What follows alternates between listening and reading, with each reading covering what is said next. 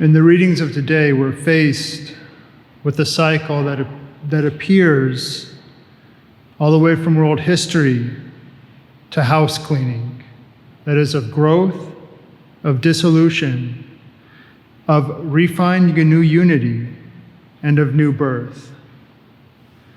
Joseph, who had been sold by his brothers to the slavers, became ruler under Pharaoh of all Egypt, and his wisdom allowed him to save his own family from famine.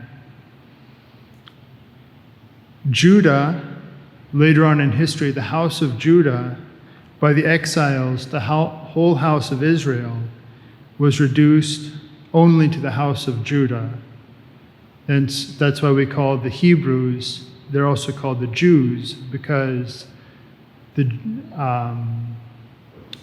Jewish people of today are generally the house of Judah, the other tribes of having been lost to history. And then we see that too with Jesus and the calling of the 12. The 12 sons of Israel are the foundation of the dynasty, of the people of the covenant. And by calling 12 apostles, and earlier also with John the Baptist, with him baptizing in the Jordan River over which the people of God crossed into the promised land. Both of these were signs of a refounding of the house of Israel. Also today we remember martyrs, 2 martyrs in particular of England.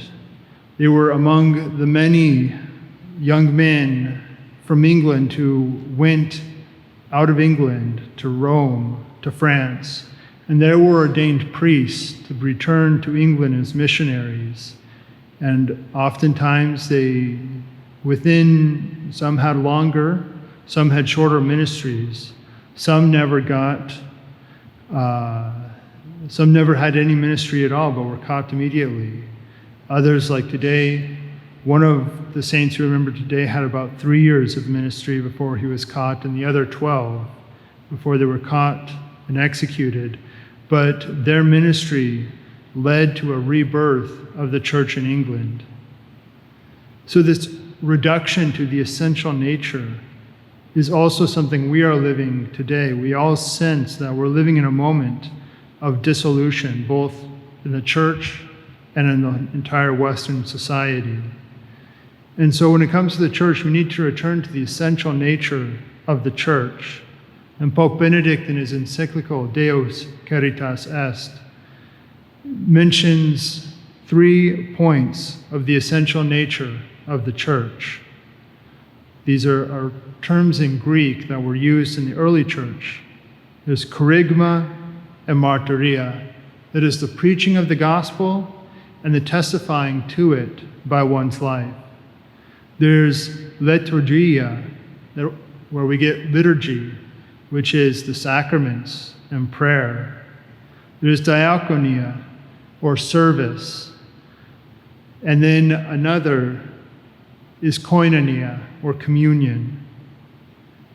And so in a moment of dissolution, the important thing is to be where you are with those who are around you, and to be with them in witness, in prayer, in service, especially to those who are in need, and in an authentic community, which is characterized by the penetration of divine love into our own lives and our own community. And at this time of dissolution, let us ask the Virgin Mary, who held all the things that pertain to her Son in her heart and meditated on them. Let us ask her that we may do the same, because our unity is found in Christ. Praise be Jesus and Mary. Amen.